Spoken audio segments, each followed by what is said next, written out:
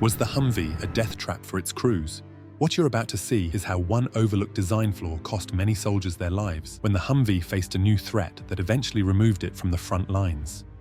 Let's begin. After World War II, the US Army was looking for a way to replace its aging reconnaissance truck, famously known as the Jeep.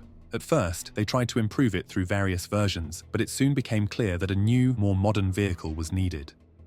Through various designs and modifications, the high-mobility, multi-purpose wheeled vehicle, or what would simply become known as the Humvee, was born. The Humvee saw action for the first time during Operation Just Cause, when the US invaded Panama in 1989.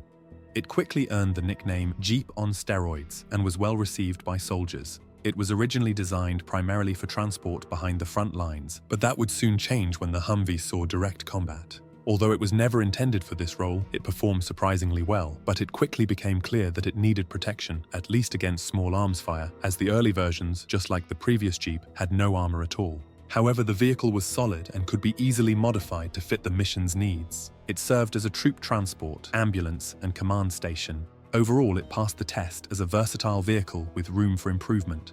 Then in 1991, the Gulf War began, and the Humvee entered Desert Storm alongside other new US military vehicles.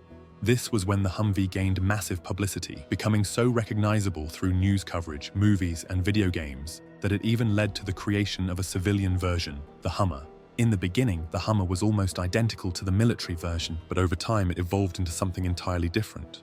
Overall, soldiers were satisfied with the Humvee's performance in desert terrain, and losses were low due to the nature of the combat. Since the war saw minimal urban combat, the Humvee's vulnerabilities in close-quarters fighting weren't really tested, or rather, they weren't exposed yet. However, 2 years later, the Battle of Mogadishu took place in Somalia, the famous battle depicted in the movie Black Hawk Down. Besides proving that the RPG-7 could bring down helicopters, it also fully exposed the Humvee's weaknesses in urban combat. A convoy of Humvees caught in intense street fighting was showered by heavy fire from AKs, RPGs, and machine guns from all sides. It was quickly realized how exposed the gunner was on the roof, with basically no protection at all. Some vehicles had makeshift shields placed in front of the gun, but they were not of much use in street fighting, where fire came from every direction. The soft-skinned Humvees suffered heavy casualties during the battle. However, thanks to its reliable chassis, most crews managed to break through, despite being badly shot up. Seeing how the Humvee could become a death trap in heavy urban combat, the US military immediately began working on better protection. They would soon find a solution to this threat, but in the next conflict, they would realize they had made one fatal mistake, one that would eventually retire the Humvee from frontline combat. And now you'll see why. The M1109 was the first attempt to armor the Humvee, while the M1114 version further improved armor placement. The M1114 came with armor capable of withstanding machine gun fire, RPG fragments, and even some explosive blasts. It also featured bullet-resistant glass for the windshield and side windows. The gunner finally got a fully armored turret and a better weapon mount, making it possible to add miniguns as well. Later, the introduction of Common Remotely Operated Weapons System eliminated the need for the gunner to be exposed at all. Sounds good, right? But what was the problem? After experimental units tested new Humvees in the war in Bosnia, the vehicle entered full production. Then came 2001 and the war in Afghanistan, but a large number of Humvees were still the older, soft-skinned versions. However, in Afghanistan, the Humvee impressed soldiers with its off-road capabilities in the harsh mountainous terrain. In relatively safe zones where firefights were rare, soldiers removed the little armor they had. Since it didn't provide much protection anyway, and most threats came from high ridges in the mountains, troops needed a highly mobile and fast vehicle that could get them out of a crisis quickly. They stripped away anything they deemed unnecessary to reduce weight, improve visibility, and increase maneuverability in the steep terrain. Some even went as far as removing the doors completely, and this would soon become something of a trend among soldiers. They feared getting trapped inside if the vehicle was hit by an RPG or rolled over, and with no doors, they could see better, jump out faster, and immediately respond. This made perfect sense for high-speed reconnaissance and patrols.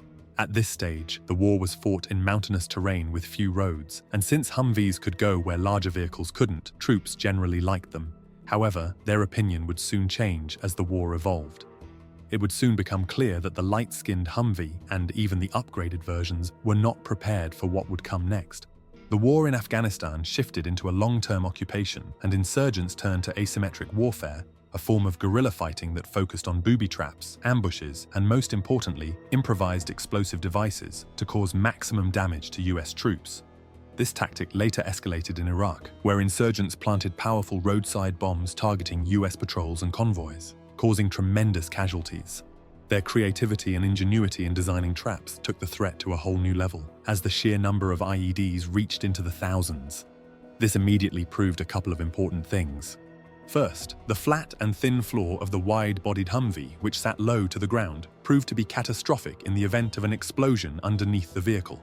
A powerful blast would go straight through the floor, which offered no protection at all, causing catastrophic injuries to the troops inside.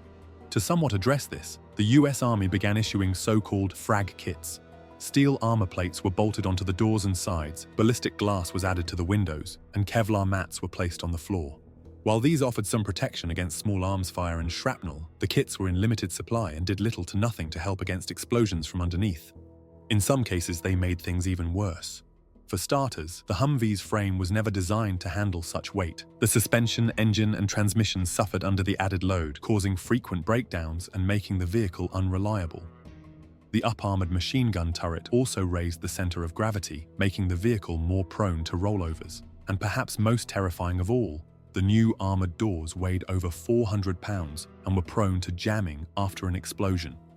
Now, imagine being ambushed in a burning vehicle, possibly injured, and having to force open a door that, under normal conditions, was described as doing a one-arm sideways bench press. We can't even describe the horrific injuries sustained by soldiers trapped inside burning Humvees, many of whom died simply because they couldn't escape in time. The number of casualties from IED explosions skyrocketed and quickly became the #1 threat and leading cause of death for US troops in Afghanistan and Iraq.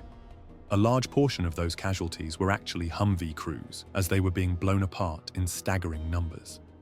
In just the first 4 months of the Iraq War, 67 US troops died in Humvees. In desperation, soldiers tried to improve their survivability by improvising in the field, adding whatever they could find. Steel plates, ballistic glass scavenged from wrecked trucks, sandbags, and even plywood, because official armor kits were in short supply. Some commanders even went as far as personally paying Iraqi welders to install extra steel plating on their Humvees. Realizing that soft-skinned Humvees were still death traps, even when up-armored beyond what their chassis was designed to carry, the US military pushed the M1114 into mass production. By 2004, the situation with Humvees in Iraq had reached a breaking point. IEDs were killing US troops at an alarming rate, drawing national attention. By 2006, after 2 years of suffering heavy IED losses, the US military finally had enough M1114s to begin fully replacing soft-skinned Humvees in combat roles. The M1114 was factory-built with protection in mind and could still be upgraded in the field. However, despite all these upgrades, it still had one major weakness that couldn't be fixed simply by bolting on more and more armor. Its thin, flat-bottomed hull sitting low to the ground was never designed to withstand such explosions. Soon, it became clear that no matter how much armor was added to this chassis, it simply couldn't solve the problem. By 2007, it was obvious that the M1114 was not the answer to the IED crisis. After years of trying to patch the Humvee's flaws, the US military finally admitted that it wasn't working. Despite numerous advancements and many variants with different weapons and armor, the Humvee was never designed from the start to survive modern IED warfare. A new type of vehicle had to be developed from the ground up, specifically with this issue in mind.